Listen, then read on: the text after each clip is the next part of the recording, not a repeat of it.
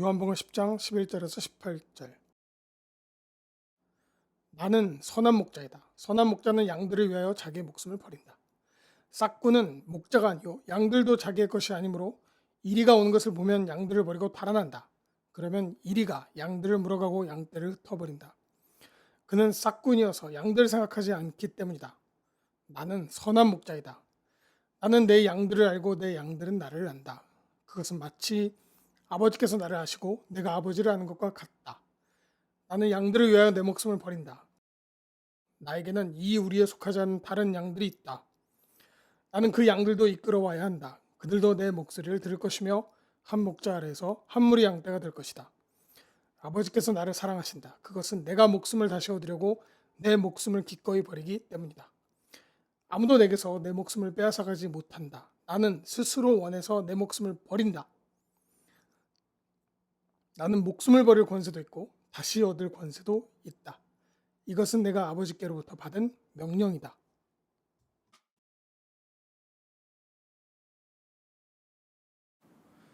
지구에는 아주 다양한 종교들이 존재합니다.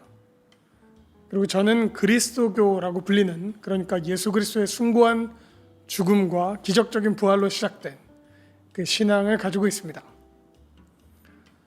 그리고 그 그리스도교의 핵심 가치가 많은 종교학자들이나 그리스도인들은 사랑이라고 말합니다. 그래서 그리스도인들에게는 사랑하는 것과 사랑받는 것, 이런 것들이 꽤나 중요합니다. 지금까지 살아오면서 혹은 앞으로 살아갈 날들을 상상하면서 생각해보죠.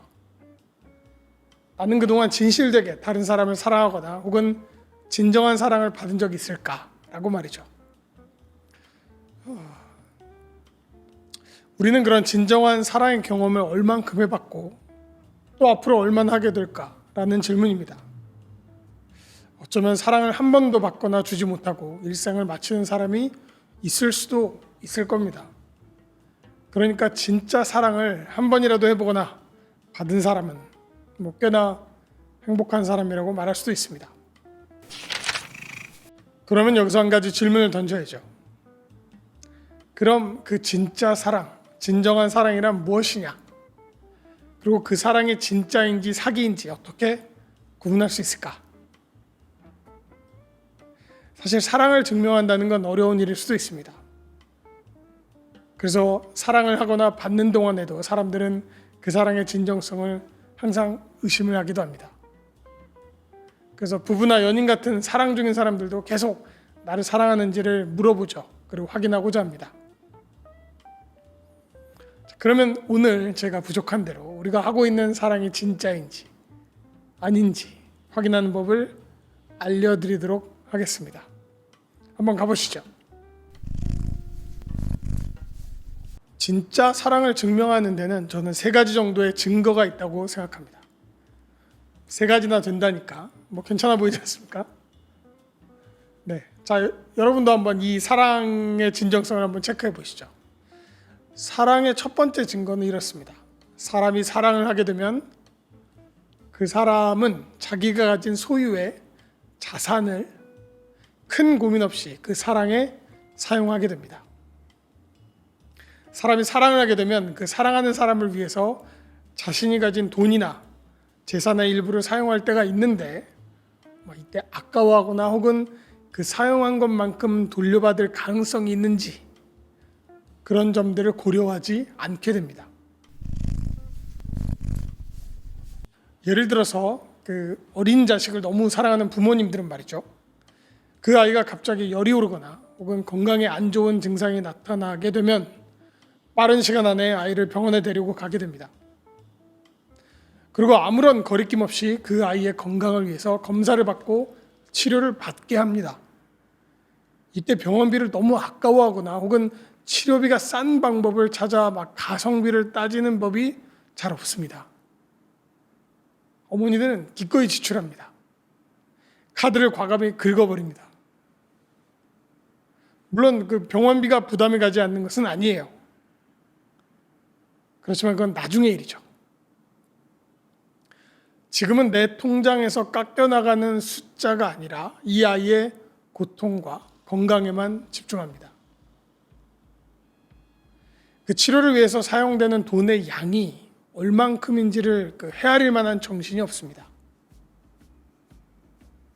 그런데 이렇게 기꺼이 돈을 쓰는 이 어머니는 정작 자신은 욱신거리는 치아의 통증을 참고 버티는 경우가 허다합니다. 또 연인 간에도 말이죠. 여러분, 제가 연인들 사이에서 이 돈을 사용하는 것이 매우 민감한 주제인 것은 알고 있습니다만, 그런데 정말 서로를 아끼고 사랑하는 연인들은 사실 그 돈을 누가 내던지 간에 두 사람의 행복한 시간을 오랜 동안 갖고 싶어 합니다. 그러니까 내가 얼마를 냈고, 그러니까 상대가 얼마 정도는 내야 한다는 생각이 들거나, 아니면 오늘 내가 이 정도 지출을 했으니까 요만큼 상대가 보상을 할 것이라고 하는 이런 계산들은 아마 연애의 초기이거나 아니면 아주 깊이 있게 사랑하는 사이가 아닐 가능성이 높습니다.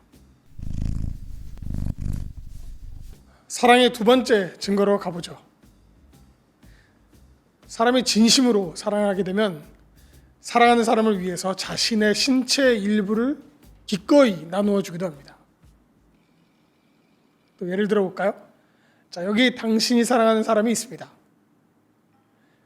그런데 그 사람이 어느 날 심각한 사고를 당해서 다른 사람의 신체의 기증을 필요한 그런 응급 상황이 된 겁니다. 예를 들어서 혈액이 필요한 경우입니다. 그러니까 긴급히 수혈을 해야 되는 상황인 거죠.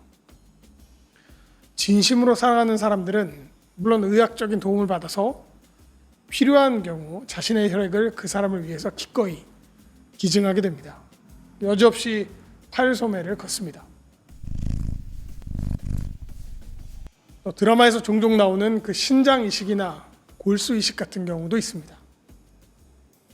하필이면 우리 몸에는 그 신장이 두 개가 있어서 하나 정도는 떼어서 다른 사람에게 기증할 수가 있습니다. 보통 이런 사고가 생긴 경우에 가족들 중에 누군가가 신장을 기부하는 게 일반적입니다. 왜냐하면 그 가족들 중 누군가는 그 환자를 사랑할 가능성이 높죠. 아마 부모가 자식에게 주는 경우가 가장 많을 것 같고요. 자식이 부모에게 주기도 할 겁니다. 가족 간에 정말 그 사랑이 깊다면 직계가 아닌 친척들이 주는 경우도 상상할 수 있습니다. 아주 드물게는 연인들도 가능할 수도 있겠죠. 자, 이제 사랑의 세 번째 증거입니다. 사람이 사랑을 하게 되면 사랑하는 사람을 위해서 자신의 생명을 내어놓기도 합니다. 이것이 제가 생각하는 사랑의 최후의 증거라고 할 수 있겠습니다. 이 증거에 대해서 저는 자세한 예시를 들고 싶지는 않습니다.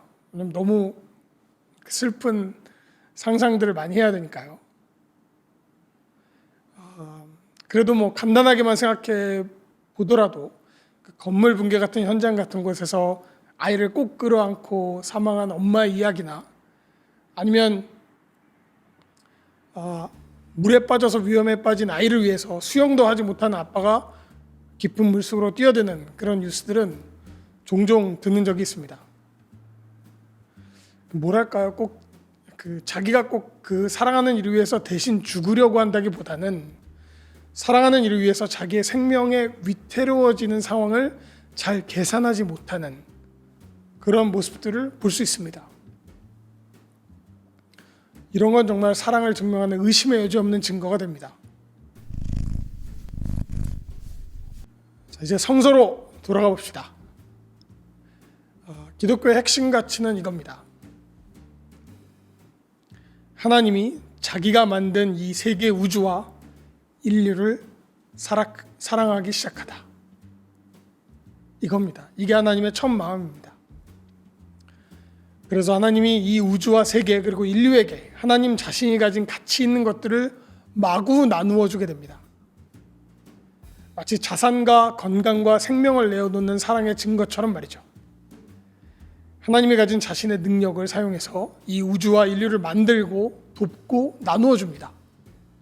식물이 자라게 하고 자연의 생명력을 회복시키고 서로 조화를 이루도록 균형을 맞추고 그 안에서 인류의 행복과 평화를 위해 계속해서 공급합니다. 이게 하나님이 이 세계를 사랑한다는 증거입니다. 그리고 두 번째는 예수 그리스도가 아버지 하나님을 사랑한다는 겁니다.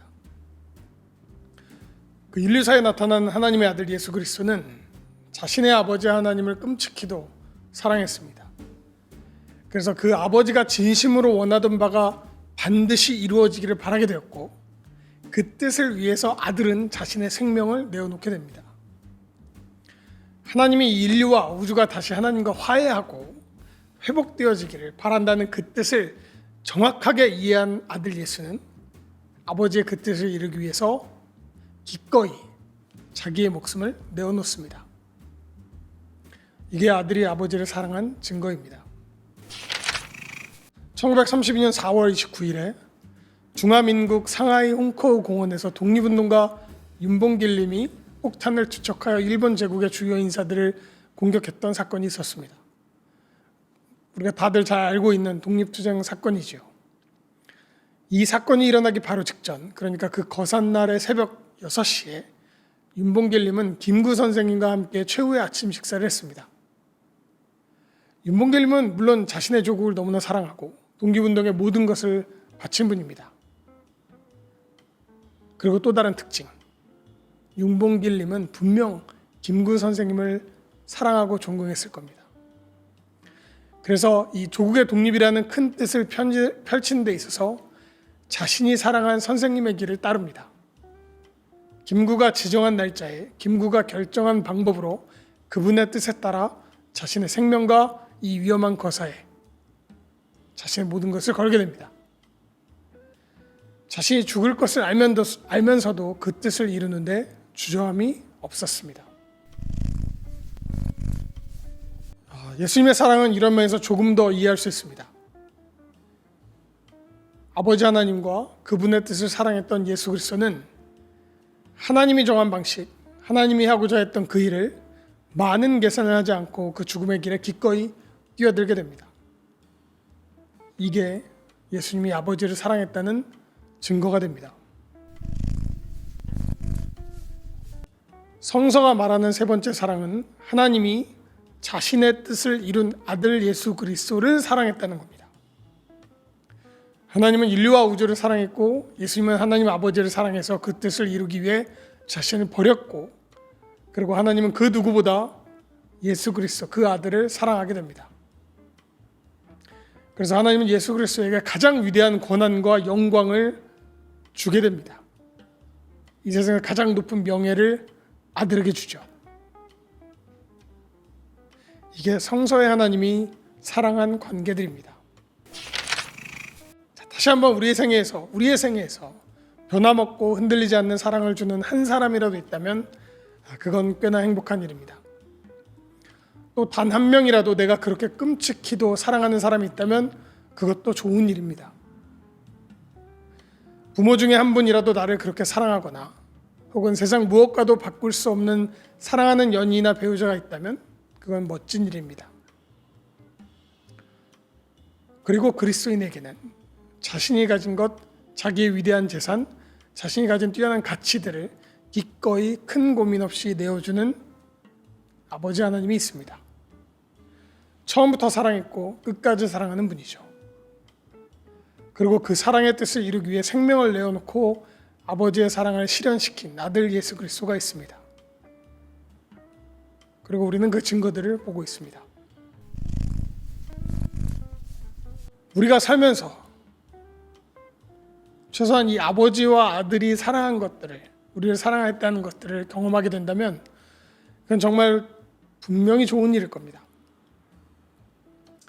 그리고 이 순수하고 아름다운 사랑과 지지를 경험한 이들은 사랑받는 것이 어떤 것인지에 대한 그 기쁨을 알게 될 겁니다. 그리고 다시 누군가를 기꺼이 사랑할 수 있는 충분한 능력을 가지게 될 겁니다. 내가 내 것을 다 내어주더라도 나에게는 하나님의 사랑이 있다는 걸 기억하기 때문일 겁니다.